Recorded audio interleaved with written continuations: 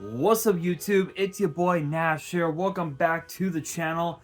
Now before we get started with this week's episode of WWE's Biggest Issue, the road to 200 subs has now come to a close and we are now on the road to 500 subs. Who knows, maybe we might hit 500 subs by the end of the summer. Only time will tell, but as I have said in previous videos, if this channel does get to 500 subs, I will open up this Korean LOB booster box in its entirety on the channel that I got from my partners at Collector Store. So be sure to check them out. Link and address will be in the description below. By checking them out, not only does it support them, it also supports the channel, and I would greatly appreciate it.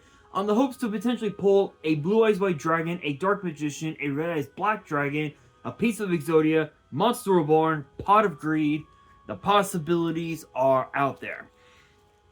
However, if this channel gets to 1,000 subs, I will open up this first edition Toon Chaos box in its entirety on the channel that I also got from my partners at Collector Store, on the hopes to potentially pull a collector's rare out of this set.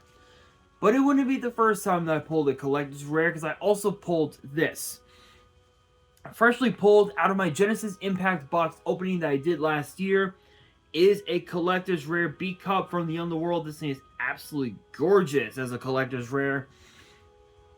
Obviously, the centering on the back is a bit off from top to bottom, but honestly, it really doesn't make much of a damn, because I am going to be getting this card graded, but I never came up with a good opportunity to do so. But with that being said, if you guys want to see these boxes get opened, maybe you guys want more episodes of WWE's Biggest Issue. Maybe you guys want more episodes of Yu-Gi-Oh's Biggest Issue, deck profiles, card discussions, WWE topic videos, or maybe, just maybe, you guys want some premium live event predictions and results. Well, if you guys want all of that and more, my channel is the place to be. So if you guys are new to the channel, and I know that a lot of you guys are, make sure you guys subscribe to the channel, turn on the notification bell, smash that thumbs up button on this video, and as always, make sure you guys are following me on all of my social media. My ads will be in the description below, as will the info to my fan mail. It will also be in the description as well. And I want you guys to post in the comments below, excuse me, answering the question of the day, which basically ties with this week's episode, which is this. Who from NXT, which NXT superstars would you guys like to see compete in the men's and women's Royal Rumble matches? Let me know down in the comments below, and for this week's episode, that is exactly what we are going to be talking about for this week's episode. And honestly,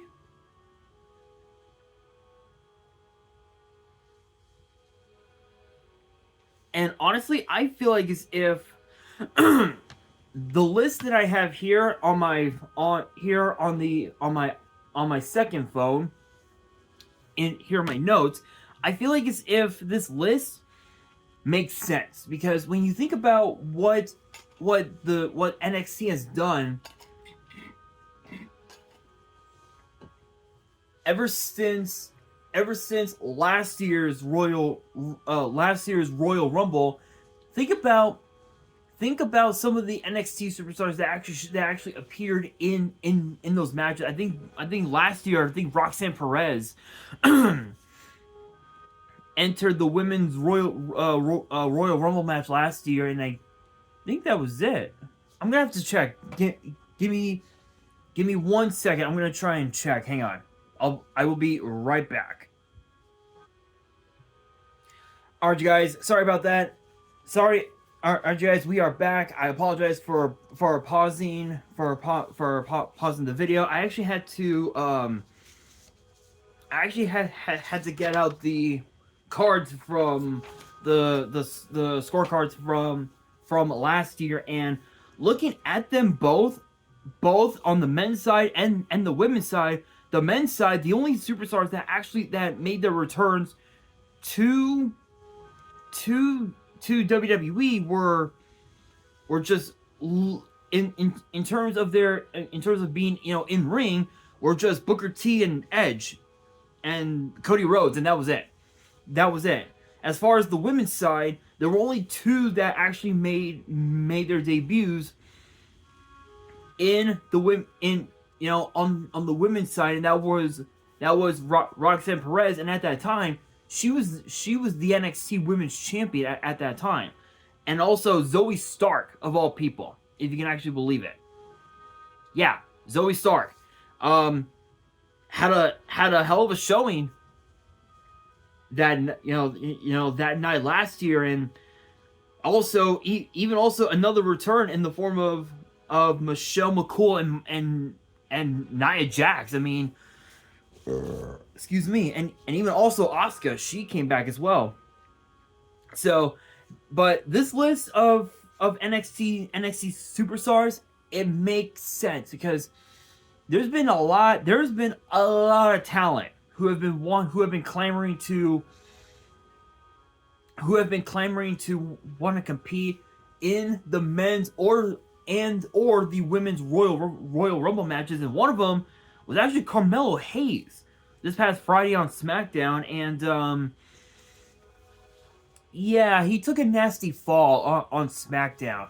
Even though social media said that Carmelo Hayes was going to be okay, I don't think he's going to be okay enough to compete in the Dusty Rhodes Tag Team Classic.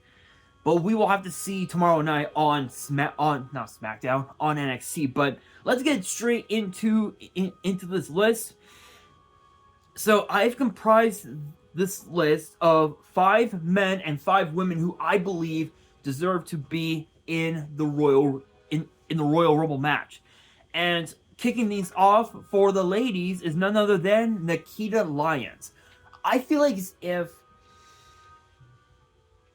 that with how impressive she was when she first arrived in NXT, I feel like as if her talents could be used better on the main roster rather than NXT, because of Blair Davenport and the fact that Blair injured Nikita Lyons with a major knee injury. Honestly, the power that Nikita Lyons has, and the speed and the agility that she has, she could potentially stand. She could literally stand up to Nia Jax. And think about that. Think about that dream matchup: Nia Jax versus Nikita Lyons, or Rhea Ripley versus Nikita Lyons. The possibilities are pretty much out there, and I feel like Nikita definitely deserves a shot to compete in the women's Royal Rumble match, hands down. But next up, another superstar, Kalani Jordan. Reason? Her performance in the Women's Iron Survivor Challenge. Now, I will admit, yes, it's true that she didn't even score a point in the Women's Iron Survivor Challenge. She literally held her own. In spite of the loss, she held her own against 4 of the absolute best. One of them, literally, think of the women that she competed against in that Iron Survivor Challenge. Lash Legend, Fallon Henley, Tiffany Stratton, Blair Davenport, who Blair ended up winning the Women's Iron Survivor Challenge. She could potentially hold her own against superstars the likes of Shayna Baszler, Bayley, the likes of Dakota Kai, Io Sky, literally all the members of Damage Control, and even also women like Candice LeRae, Zoe Stark, Tegan Nox, women like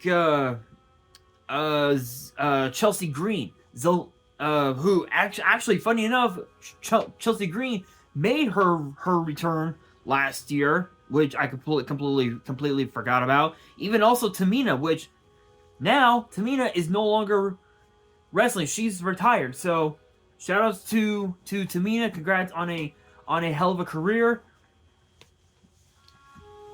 Cheers to you. My hat's off. Women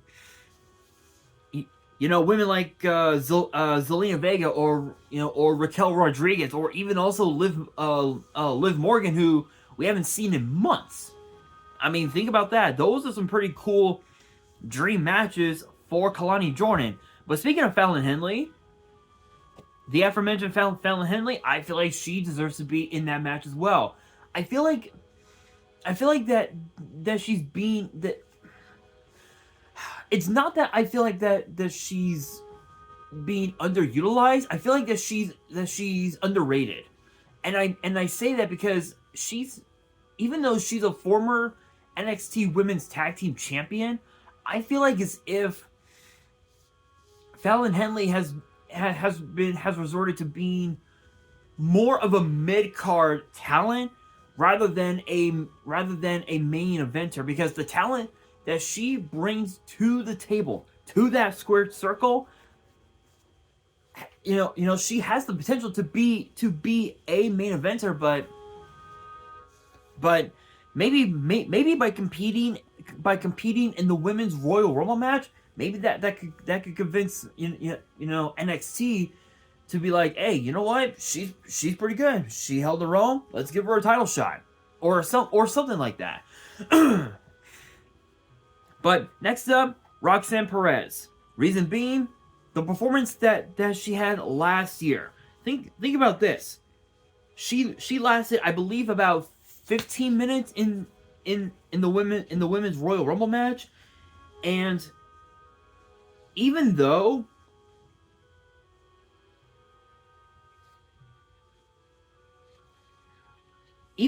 she didn't eliminate anybody in the women's Royal Rumble match, but she got eliminated by damage control, she literally held her own against some of the very best. She went up against women like Bayley. Literally, all the members of Damage Control, women like Asuka and Becky Lynch, she held her own.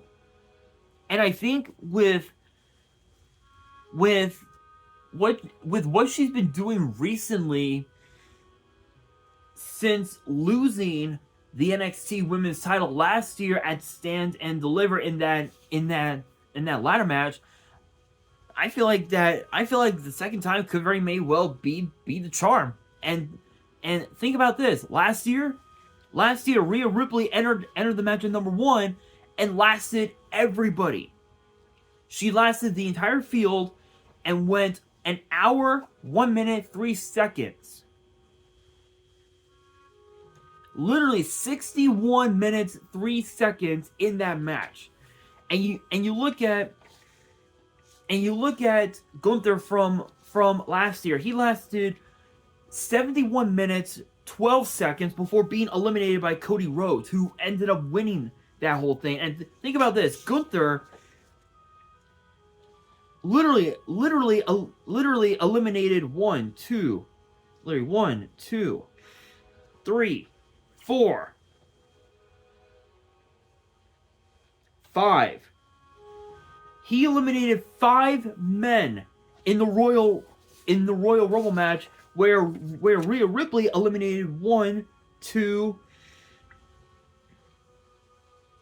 3, 4, 5, 6, 7. She eliminated 7 women and won the whole thing. Roxanne Perez, she could potentially become the true Iron Woman and end up going number 1 and winning the whole fucking thing, for all we know. But there is also another person that I feel like deserves it, and this person, it's gonna be a bit controversial, I'm pretty sure I'm gonna get a lot of hate in the comments, but I feel like it's deserved. Blair Davenport.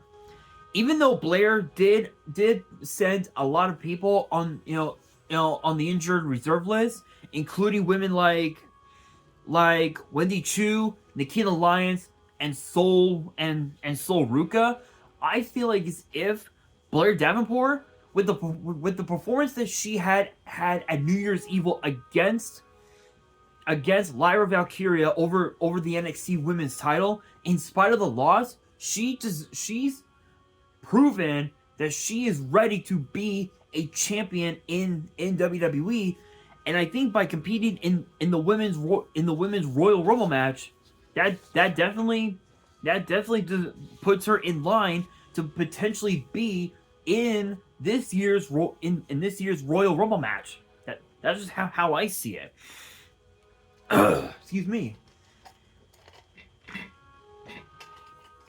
But now we have to look into the men's side. We have to look onto the men's side of things and show off the 5 that I believe deserve to be in it. And the first one up is Josh Briggs. Think about this, you guys. He had a hell of a showing in the men's Iron Survivor Challenge. Think about some of the big dudes that he could be in the ring with. Guys like Gunther, guys like Sheamus, guys like Karrion Kross, Drew McIntyre, Santos Escobar, let's see here, Angelo Dawkins, Brock Lesnar, Bobby Lashley, Otis as well, Damian Priest, Omos, Braun Strowman, and we haven't seen Strowman literally since May of last year? Yeah. I think it was since WrestleMania last year? And that was like the last time we saw him, and who knows, maybe we might see Braun Strowman come back. Who knows? But also too, think of also some of the other guys that he could also potentially be in the ring with. Guys like Cody Rhodes, who not only won the whole thing at entry number 30, in fact, funny enough, I believe Cody Rhodes is actually the 5th man in WWE to enter the men's Royal Rumble match at number 30 and actually win the whole thing. Because last year, if I remember correctly, last year Brock Lesnar ended up actually entered the match last year at 30 and won it. Yeah, last year, and he eliminated, I believe, he eliminated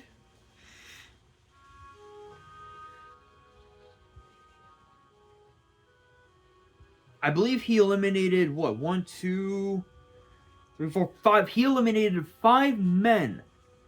5 men to win the whole thing. And the last person that he eliminated was actually none other than Drew McIntyre. Yeah. To win the whole thing. Think about that, and think of how many men Cody Rhodes eliminated from the men's Royal Rumble match. Let's see, 1, 2, 3, 4.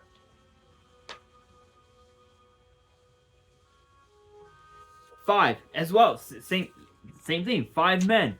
Eliminated 5 men to win the whole thing. And again, a guy like Cody Rhodes in the same ring as a guy like Josh Briggs, that'd be a hell of a matchup. And again, Brock Lesnar, Josh Briggs, come on. Dream matches right there, hands down. Next up, Carmelo. Can't speak. Carmelo Hayes. Sorry. Do I even have to say anything else? I mean, the performance that he had in that U.S. title tournament, and the performance that he had as the NXT champion. Come on, I don't even have to say anything else, to be honest. But next up, Braun Breaker. Come on.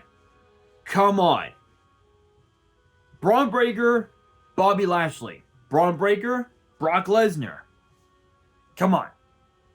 Do I even have to say anything else? I mean, think of the kind of performance he would have in the men's Royal Rumble match. He could potentially eliminate. He could potentially eliminate, like, let's say a third of the field,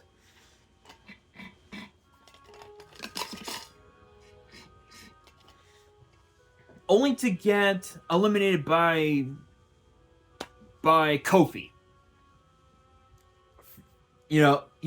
Per se. Is it possible? Absolutely. Absolutely. I could definitely see Braun Breaker wreaking havoc in the men's Royal Rumble match, which is possible. It's very possible, but we will have to wait and see. But next up, Axiom. Yeah, I feel like a guy like Axiom going up against a guy like Johnny Gargano, or a guy like Chad Gable, or even also a guy like Dominic Mysterio, if he, if Axiom does get called up to be in the men's Royal Rumble match, that would be a hell of a time. I mean, think of some of the talent that you could potentially see compete in the men's Royal Rumble match that could go up against a guy like Axiom.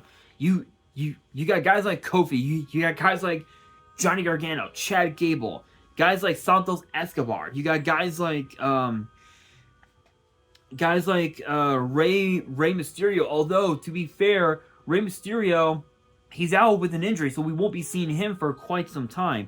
Maybe a guy like Finn Balor, or maybe a guy like JD McDonough. That would be a pretty good one. But Axiom definitely deserves it. But some people would also argue that a guy like Nathan Fraser or a guy like Noam Dar could potentially be in it. Honestly, Nathan Fraser being in it would be pretty cool if Seth freaking Rollins wasn't the world heavyweight champion. If he wasn't the world heavyweight champion and he was competing in the 2024 men's Royal Rumble match, and Nathan Fraser was in it, come on, teacher and student just wreaking havoc throughout the whole field. That would be pretty cool if you ask me. But the last one up, Joe Coffey. I don't even have to say anything else. I mean, he's the leader of Gallus. He's had quite a few performances, competing on on NXT UK, challenging Pete Dunne, now Butch, and Gunther, both respectively for said NXT UK title, in spite of the losses. Had literally every single match that he competed in on NXT UK, bangers. Just literal bangers. And the Gallows firm, there's only a few things that they love to do. Drink pints, chill with one another, make money naturally, win championships naturally, and get into scraps. And the men's Royal Rumble match, that's a hell of a scrap if you ask me. So Joe Coffey, that could be a good one, going up against Drew McIntyre. Who would have ever guessed, right? I mean, something like that is very possible, but we will have to see what happens in the Royal Rumble matches. Can't wait. It's going to be a hell of a show. I'm looking forward to it. But with that being said, that will do it for this week's episode of WWE's Biggest Issue. Hopefully you guys enjoyed. If you did, make sure you guys smash that thumbs up button. If you guys are new to the channel and you guys want more episodes of WWE's Biggest Issue, make sure you guys subscribe to the channel, turn on the notification bell, and follow me on all of my social media. My ads will be in the description below, as will the info to my fan mail. It will also be in the description as well. And on that, this is your boy Nash, signing out.